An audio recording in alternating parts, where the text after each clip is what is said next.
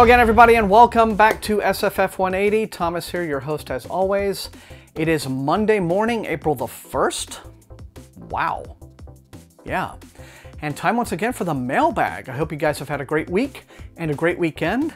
Mine, it was a good week, generally. It was a good March, generally, for me, like, life-wise, you know, the big picture.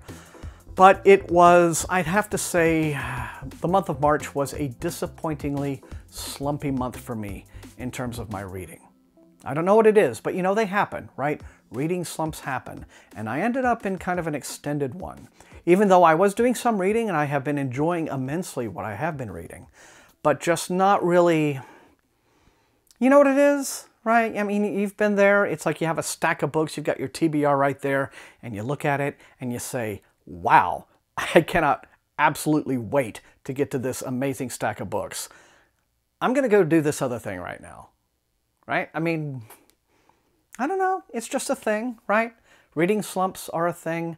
Booktubers make whole videos about being on reading slumps. It's just, it happens. And you can't beat yourself up about it, right? Just going to look ahead to the future. Although I have to say, it is awkward having a real slumpy month for reading when you are like in my position and judging for the BookTube SFF Awards, for instance. And I have all these categories of books where I've got to, you know, catch up on titles that I still have yet to read. And I'm supposed to be leading read-alongs and things like that. It's, yeah, so sorry. But like I said, I can't shame myself about it, and there's no point in shaming myself about it, because every week I get a big stack of book mail that does a perfectly sufficient job of shaming me for not keeping up with my reading. So, but anyway, I do have a good stack this week. It's 8 envelopes, it looks like. So, you know, about an average week.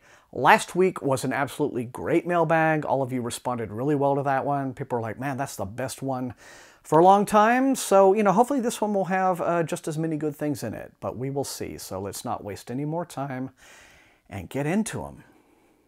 And this first one says it comes from the Hachette group, which is great. Hopefully it'll be an Orbit book.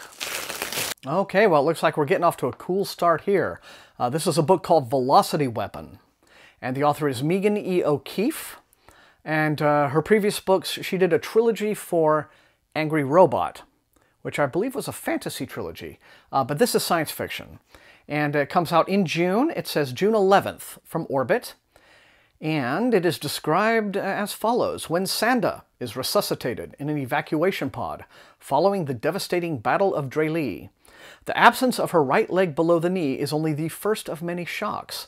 The pod's AI, Barrow, tells her that her entire planet was demolished in the battle, and she's been in hibernation for more than 200 years. Devastated, she begins making plans for traveling to the closest human settlement, 75 light years away. But Barrow is acting very oddly when she talks about her plans for the future. In the immediate aftermath of the battle, Sanda's brother Biren hears that no evacuation pods were recovered after the flight and grieves for Sanda's supposed death. But very quickly he learns that the official story doesn't match the facts. Biren vows to find out the truth of what happened to Sanda, even if it means putting his future on the line.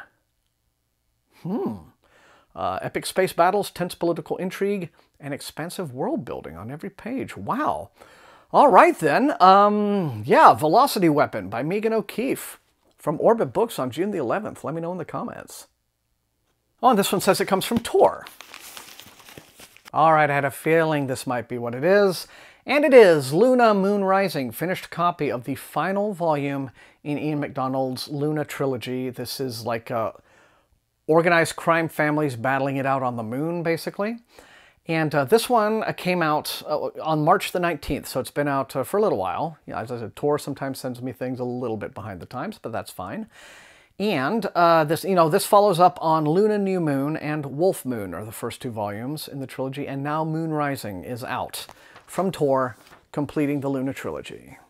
All right, another Tor package. Oh. Okay, and this is a fantasy from Tor, also a finished copy, a book that probably came out about 2 weeks ago.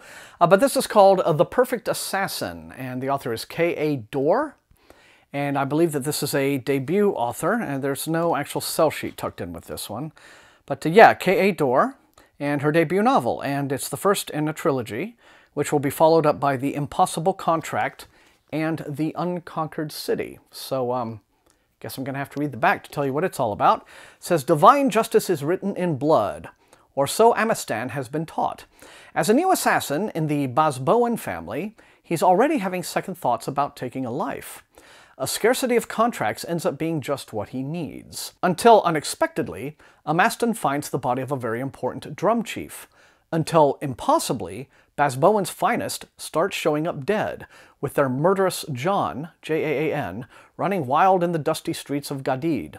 Until, inevitably, Amistan is ordered to solve these murders before the family gets blamed. Every life has its price, but when the tables are turned, Amistan must find this perfect assassin or be the next target. Okay, so somebody's running around doing killings, and all the legit assassins are worried that they're going to be blamed for the work. All right, but The Perfect Assassin is out now, first in a trilogy from Tor Books by K.A. Dorr. And moving on down the stack, we have a HarperCollins title.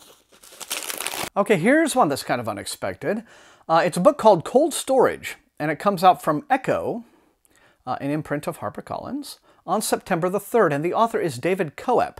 And if that's a name that sounds familiar to you, it's because he is mostly known, he's a Hollywood screenwriter. He's written a lot of like big blockbuster films, some Mission Impossible films, I think the Spielberg's War of the Worlds, movies like that. So, mostly a screenwriter.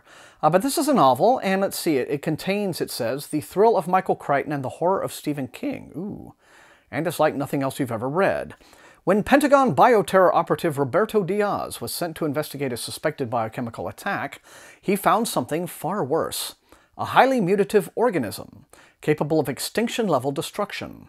He contained it and buried it in cold storage deep beneath a little-used military repository.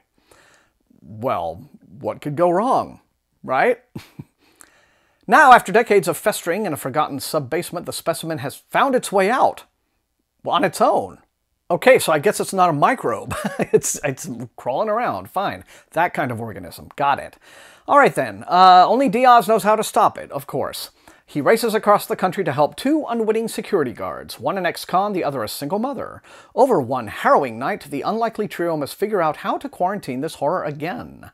All they have is luck, fearlessness, and a mordant sense of humor. Will that be enough to save all of humanity? Okay. Yeah, you know, I'll agree. It sounds goofy, but it sounds like it could be fun, kind of goofy. But to be honest, this does sound like it's understandable that this had its origin as a screenplay idea, and he decided to turn it into a book, because this sounds like the kind of story that you usually would not consume in book form. This is what you would curl up in front of Netflix with some popcorn and you know get this kind of story that way, right? But here we are. Cold Storage, September the 3rd by David Coep. Let me know in the comments. Okay, moving on down the pile, we have another book from the Hachette Group. All right, people, that's it. Show's over. We have encountered the book with the best title of the year, if not ever.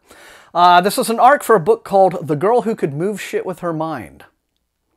And the author is Jackson Ford. This comes out June the 18th from Orbit. You see it right here, I'm not joking. Tegan Frost, it says, was the daughter of scientist parents whose genetic experiments gave her telekinesis, the ability to, well, move shit with her mind. After years of testing, she's living on her own, but subject to constant surveillance from a government that is happy to use her to its own ends, but frightened of what she can do. Okay? When a man is murdered in a way that points to someone with telekinetic powers, Tegan has 22 hours... Why not 24? Who cares? 22 hours to prove her innocence. But if she's innocent, that means someone else out there shares her powers and has fewer scruples about how they're used. Sounds like it. The Girl Who Could Move Shit With Her Mind is the first book in an irreverent, action-packed series in which Tegan defends Los Angeles. Why would you do that? I love all my LA people. Sorry. That was open. It was wide open. The joke was there, right? Had to take it. Anyway, she tries to defend LA and tries to pay her bills at the same time. It's for fans of superhero stories who want to see more heroes who aren't always able to keep their super suits pristine. Okay, I get it. All right, sounds like it, might be a little too self-consciously cute and fun for its own good. Sounds very much like the sort of thing that Lee Martinez is doing right now with the Constance Verity books. You know, humorous, irreverent, superhero takes. What can, you know, there you go. But if nothing else, props for the title because it's absolutely great. Anyway, June the 18th from Orbit Books. Let me know in the comments. Happiness is a big, chunky box that probably contains a hardcover from Random Penguin. Correction, everybody, it was not just one hardcover book, it was a hardcover and a paperback stuffed in there together. And the first of these is Atlas Alone, which a lot of people have been looking forward to. This is Emma Newman's fourth book in the Planetfall series, although each individual book is meant to be read as a standalone, so you don't have to have kept up with the whole thing. But this is the fourth one, and let's see, does this have a sell sheet in it, or it's just, no. Well, it's an April title anyway. It's a Planetfall universe new novel with about vengeance and the lengths to which one will go to save the future of humanity. So I feel like I probably shouldn't give away too much more than that, just in case it ties into some of the other books in little details. But Atlas Alone in April from Ace Books. And also in this package we have the finished copy and hardcover of The Master of Dreams, and this is a new book by Mike Resnick. Long veteran SFF writer, you know, with many popular series to his credit. And this says it is the first book in the Dreamscape trilogy. And let me just, again, no sell sheet, so let me just read the flap. Eddie Raven isn't quite sure what's happening to him, and he's in a race to find out before it kills him. His adventures begin with a shooting in a strange shop in Manhattan, but soon he finds himself the owner of a very familiar bar in Casablanca. By the time he adjusts to that reality, he's suddenly become one of several undersized people helping a young woman search for a wizard. And after confronting the wizard, he somehow finds himself in Camelot. But as he rushes to solve the mystery of his many appearances, a larger threat looms because someone or something is stalking him through time and space with deadly intent. Okay, so I guess you have this guy who's finding himself transported to the universes of popular fictional works, I guess, and has to puzzle that out. All right. Okay, The Master of Dreams, out in April in hardcover from Doyle Books by Mike Resnick. And here's another Random Penguin package. Boy, this one feels chunky. And it's an ARC from Doyle Books. It's a new book by Michelle West, and this is the 8th and final volume in her House War epic fantasy series, which is all about political intrigue and battles and things like that. And it, like I said, it's been going on for 8 books. The series started about 12 years ago. And, you know, they're all massive, thick, you know, books. So they're that kind of epic fantasy. They don't really seem to be getting talked about much on BookTube. So, you know, for some readers, this might be a fairly low-profile series. But in any event, it's now complete. And the final volume is called War. So I guess that just lays it out right there. Okay, you know what to expect at the climax of this series, all right? But this comes out on June the 18th. Oh, there is a sell sheet. Thank you, Daw. Okay, this one was tucked in there tight. All right, then. What can I say? The sleepers were a myth, part of a story told to children, but in truth, the sleepers were imprisoned in slumber by the gods themselves, in the cold, dark ruins of the ancient city that lies buried beneath the capital of the empire. Now they are waking. Jewel Aterafin is stronger than ever, but she is still mortal and time is not on her side. To win, she must face the true meaning behind the life she's built and the tests she's endured before it's too late. Okay, all right, well then I guess there's, you know, god stuff mixed in with all the political intrigue and war and all of that. But let's see. It says it's perfect for fans of George R.R. Martin, Robin Hobb, and Brent Weeks. Okay, and I think the first volume of this series, if you're interested in maybe having a look, is called The Hidden City. And it climaxes in war on June the 18th. And getting close to the bottom here, this one comes from Hatchet again. Lots of Orbit today. And this is one that was on my anticipated science fiction list for this year, and it's now out in hardcover, an April title from Orbit by C.A. Fletcher. This is called A Boy and His Dog at the End of the World. Like I said, I've been anticipating it, but I'm a little nervous about it because I have a feeling that it's probably going to make me cry big buckets of ugly tears. It goes kind of like this. Let's have a look.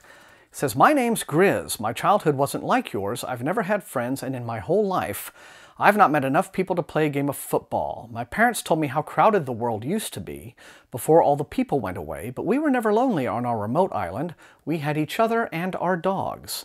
And then the thief came, and there may be no law left except what you make of it, but if you steal my dog, you can at least expect me to come after you, because if we're not loyal to the things we love, what's the point?